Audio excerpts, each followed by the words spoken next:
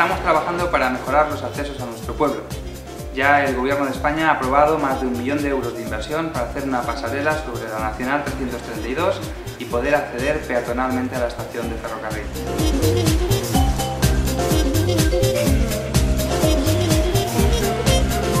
También estamos trabajando con la demarcación de carreteras para que las dos rotondas, históricas rotondas en la Nacional 332, en el Pou Roig y donde están las dos gasolineras, podamos tener dos rotondas de acceso a las urbanizaciones del norte de Calpe y también de acceso a nuestro municipio.